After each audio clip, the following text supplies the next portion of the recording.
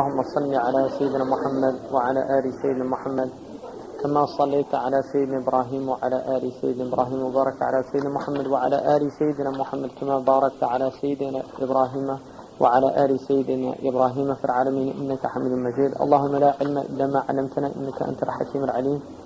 اللهم علمنا ما ينفعنا وانفعنا بما علمتنا وزدنا علما. اللهم انشر علينا رحمتك وانشر علينا حكمتك يا ذا الجلال والإكرام. وصل اللهم على سيدنا محمد وعلى آله وصحبه وسلم. ولا حول ولا قوة إلا بالله العلي العظيم. ولا حول ولا قوة إلا بالله العلي العظيم.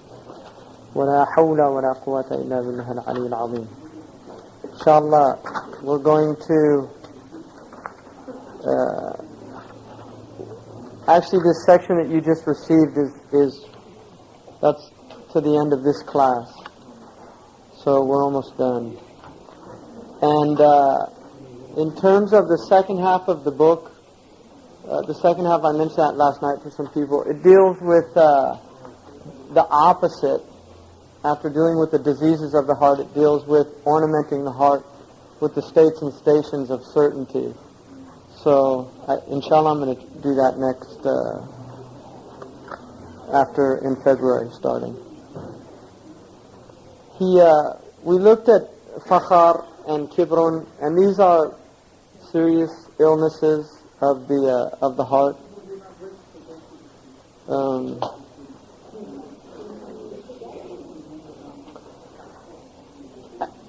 One of the things that has been pointed out is the idea of the mean, what's called al-wasita in Arabic.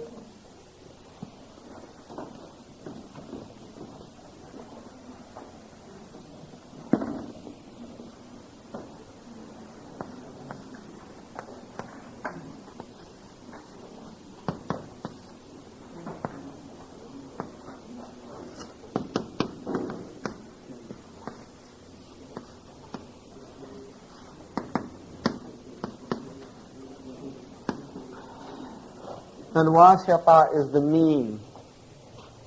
And one of the things, the dangers of virtues is that virtues are means between extremes, with the exceptions of justice, which is the opposite of injustice. So it has an opposite, but it doesn't have extremes. Now, the next disease that he talks about is a disease that is an extreme, and the virtue is humility. Ziyada leads to arrogance, and naqs, deficiency, leads to a state of abasement or humiliation, which is not a virtue in Islam.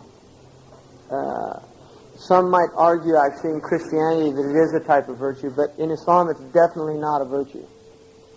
So he calls it a dhul, and in the Quran Allah subhanahu wa ta'ala says that ضُرِبَتْ عَلَيْهِمْ الذِّلَّةُ وَالْمَسْكَنَةُ. Dhillah was actually part of an affliction given to Bani Israel for their disobedience. So it's actually the result of disobedience often that Allah afflicts a people with this abasement. For being arrogant, He abases them.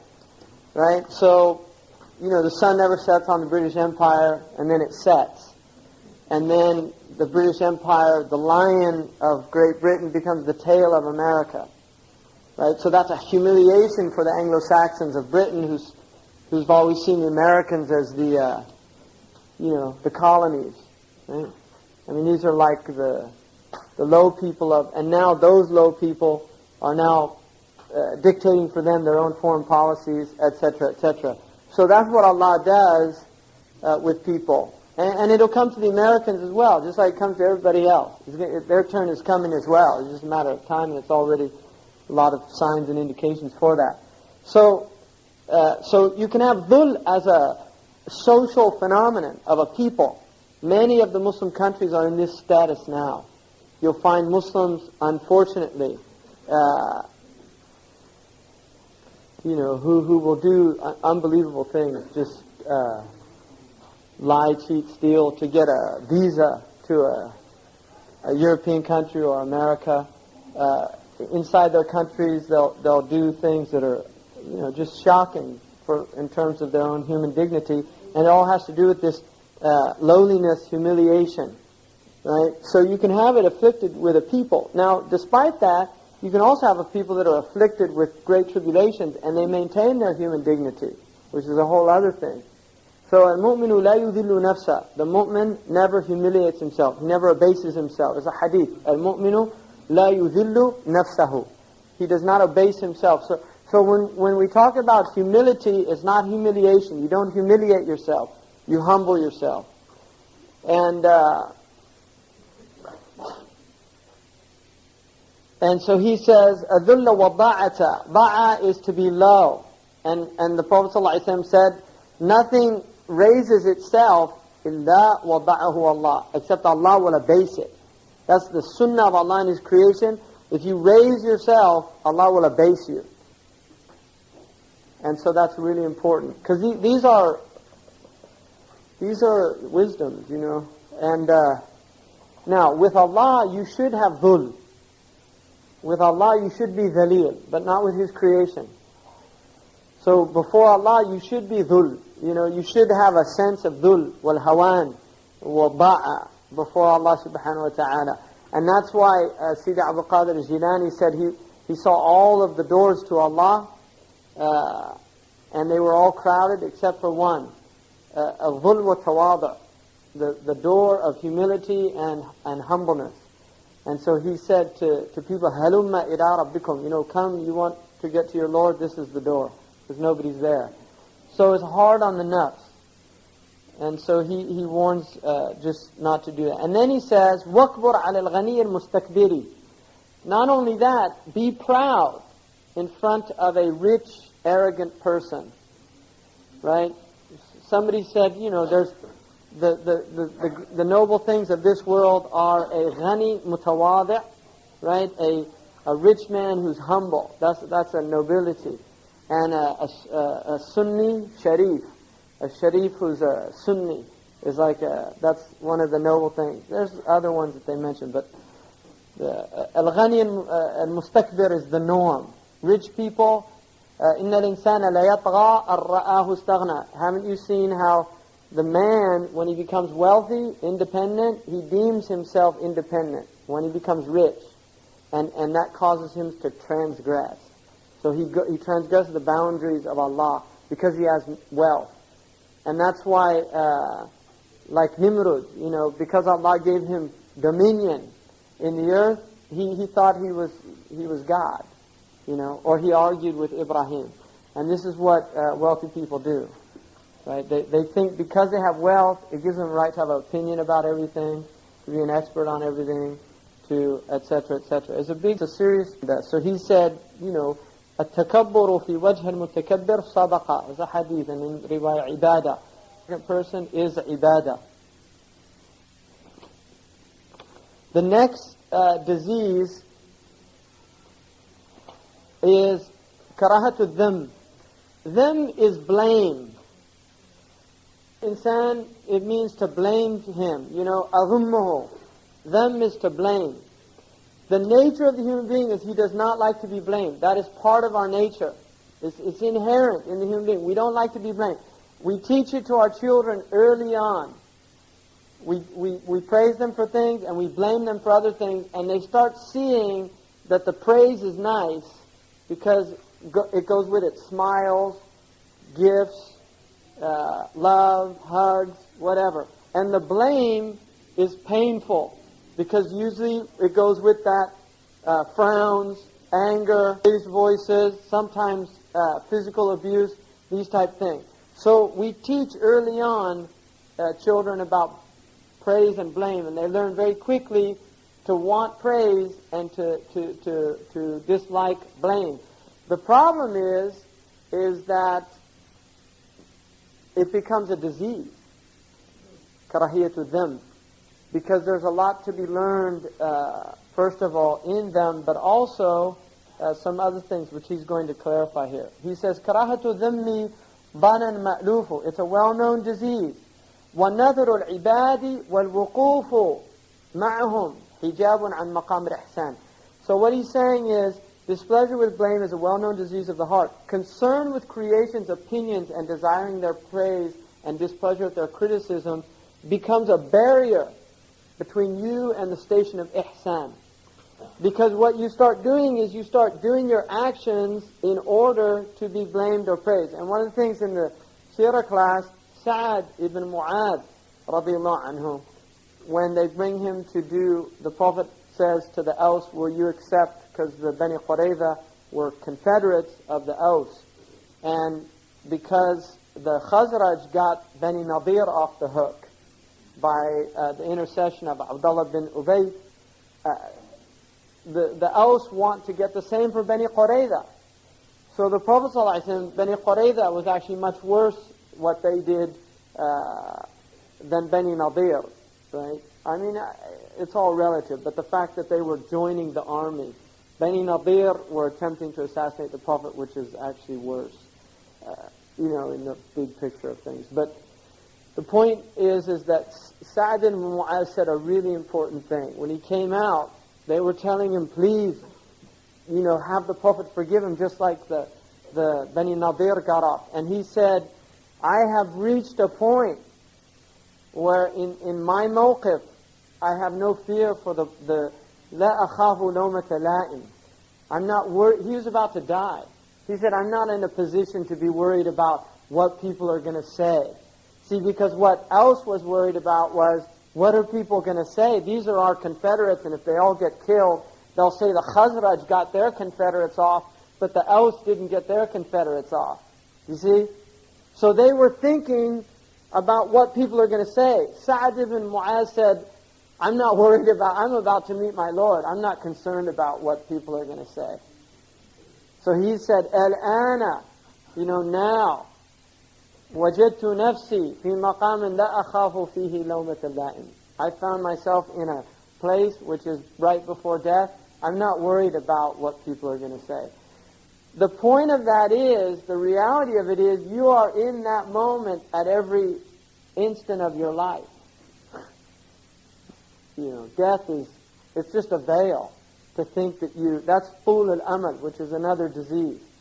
It's a veil from Allah to make you think, oh, I'm going to, be around.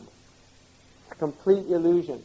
You have no guarantees whatsoever. And so what this is saying is, ihsan, that's where Sa'ad was. He was in maqam al-ihsan. All he could see was Allah. He wasn't concerned about creation. And that's the point with this karahiyat of them. You start worrying about what other people are going to think, and that will often prevent you from doing the right thing, because very often the right thing is what everybody else is going to be against. And that's the nature of the world. So taking the right position often means taking the position that you will be blamed for by others for doing it. And very often courageous stances, they become known later on, right? I mean, for instance, Geronimo is a good example. Geronimo was this evil, horrific barbarian when he was fighting against the U.S. cavalry. Now he's seen as a hero by both the whites and the Native Americans as this great freedom fighter fighting for his land. At that time, even his own people betrayed him. So he was taking a position at that time when even his own people were against it, because they'd already mostly had surrendered. He kept fighting till he was finally betrayed by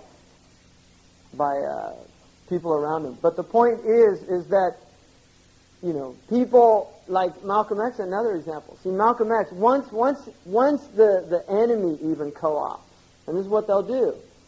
See, because then the enemy will praise him, because he's no longer a threat now. Enough time has passed where he's no longer a threat, so we can co-opt him now. Right? And this is what they'll often do. But at the time, he was taking positions in a society where everybody was against him. You see? And then later, when society maybe catches up or whatever, or he's no longer, then they can say, but at that time, had he worried about them, he wouldn't have been able to say the truth.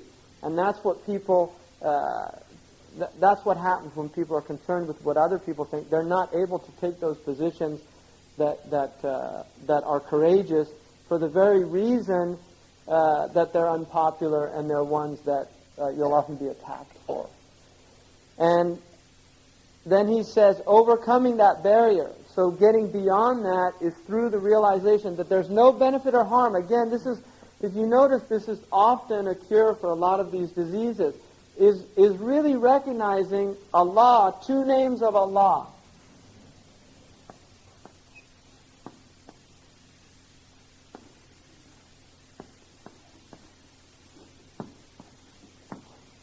These are two names of Allah, An-Nafi' wa Dar.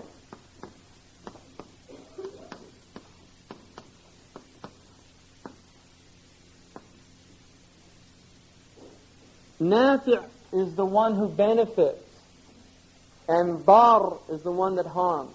And those are attributes of Allah, and no one else has those attributes. No one. No human being has those attributes. It's only Allah that can benefit, and it's only Allah that can harm.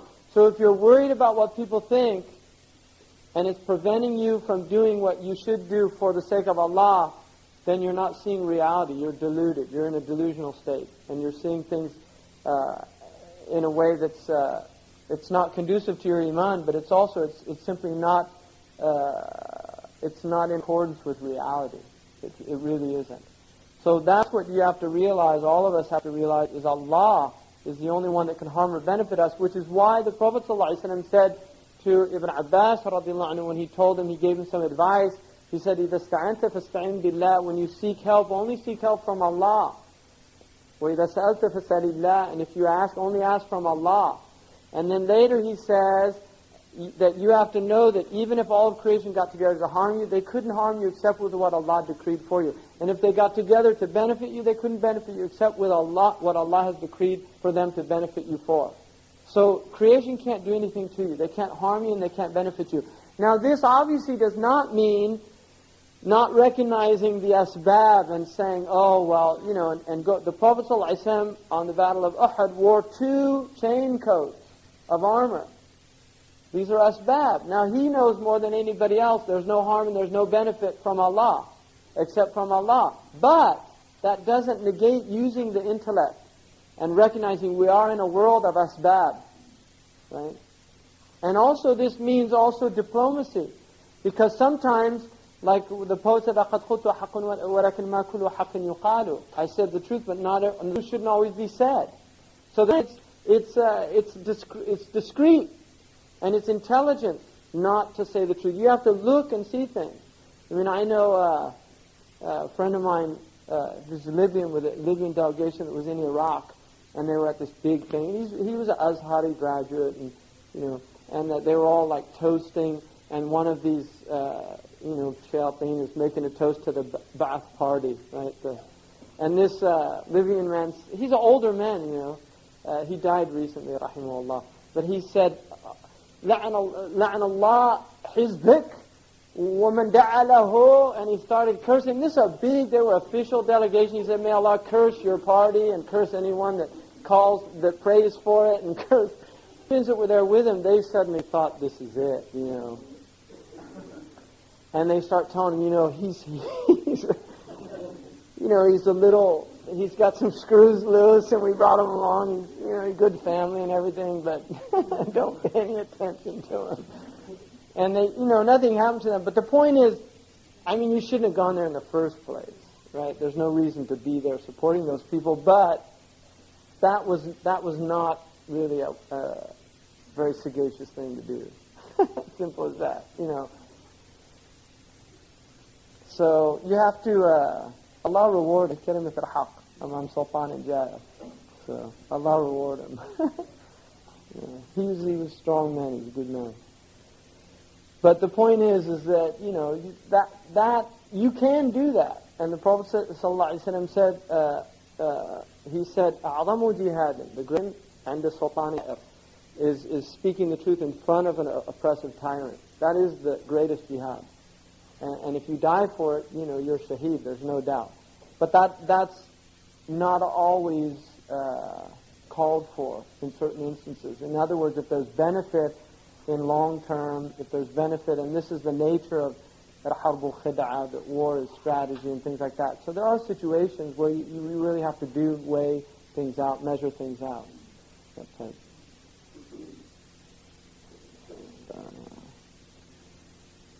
And then he says, ثم الحرام منه ما جر إلى محرم كما الغزالي فصل, or الغزالي. And then he said, the impermissible from this disease is what in turn leads to the prohibited, just as Imam al-Ghazali has clarified. So in other words, what is haram from karahiyat al-dham? Because it's a natural thing to not like to be censored or blamed. But what he's saying is haram is what will lead to the haram. So for instance, if you should do amr bil ma'ruf and nahi anil munkar, but you're worried about, oh, what are they going to say, or what are they going to think, or what, and so it stops you from doing an obligation out of fear of lawmat al-la'im, right? The blaming one, the one who blames you, out of fear that you don't do what the obligation. Or you're in a place where you should pray, but your co-workers, you start thinking, what are my co-workers going to think if I ask to go out and pray? Because it's not a very popular thing in America, right? To pray. So you start thinking, oh, what are they going to think? They might talk about me, or they might say that is clearly karahiyat al-dham, where it's not appropriate. In other words, being worried about having people think badly of you for doing things that are not good things, that is a good thing, and it's a normal thing. All right? So what is haram from this and the disease is those things that will prevent you from fulfilling your obligations. Now, another thing about this disease, which is important, is the fact that real iman does not get established in the heart. According to the tradition of Ibn Mas'ud, لا يؤمن أحدكم حتى يستوي فيه الذم والمدح, until blame and praise is the same. In other words, you're doing it for Allah, and you don't really care what other people think. That is real iman. That when you are doing something for the sake of Allah, and if somebody praises you, big deal. If somebody blames you, big deal. I did it for the sake of Allah, and Allah knows that. And that's what you're concerned with. You're not concerned with the eyes of others. So that's a really important point. The perfection of and another thing, just a little sidetrack. One of the things that I learned in West Africa, which was really good, I thought, was one of the things they never do in the desert is they never have little children do displays of like their memorization of Quran, or like, oh, come on, let's hear you say this or that, and then everybody says ahsanta. They don't ever do that. They don't display the children, and I think that's really a harmful thing for children to do that, personally. Because it leads to a desire for doing these things for praise, and it begins the early roots of riya, and a desire for showing off and things like that. And obviously, there's people that want to show off their children, which is natural. And I think even Sayyidina Umar radiallahu anhu, when Ibn Umar, he was in a gathering and the Prophet asked which tree is like the palm tree, is like the mu'min in the desert. And so they all started mentioning all these different trees. It's amazing, the obvious is often hidden from everybody, because the most obvious thing was the palm tree. And nobody could get it. They're saying, the Talha, the Zainab, all these different trees. And Abdullah ibn Umar was there, and he was thinking it's the palm tree. But he was too embarrassed because there were big Sahaba there, and he was a young boy.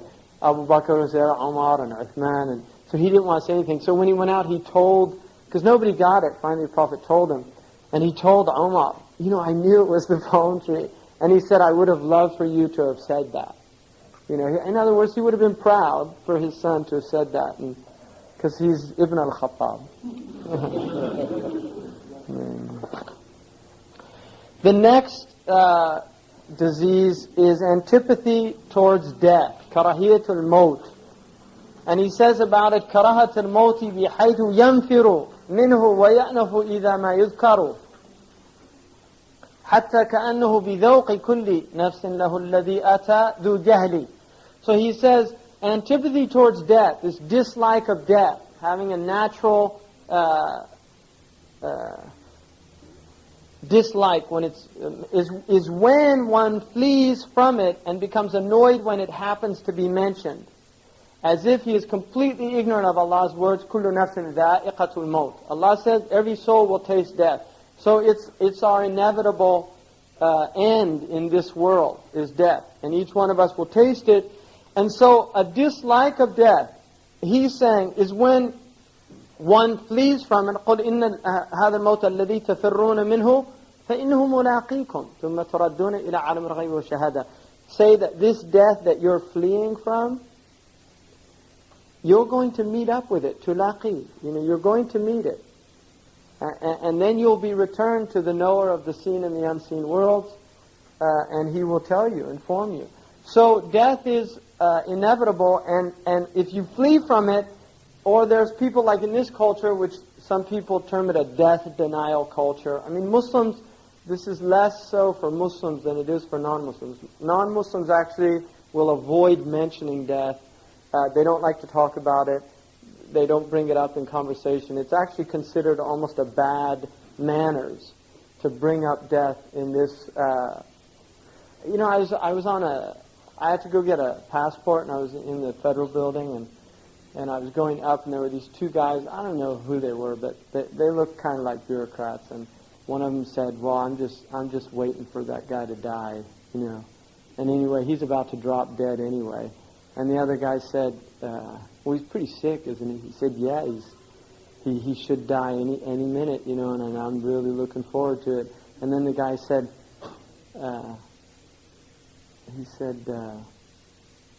He said, "Why?" And he said, "Well, it's just going to be nice being in a world without him." And then the other guy said, "Maybe we'll die before him."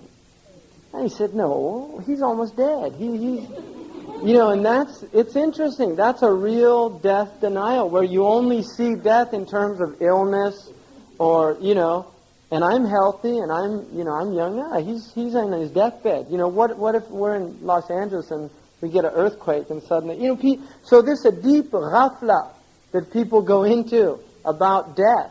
It's a deep ghafla. They really don't believe that they're going to die. And if they do, it's just lip service. Oh, well, that's a long way off, which is طول الأمل.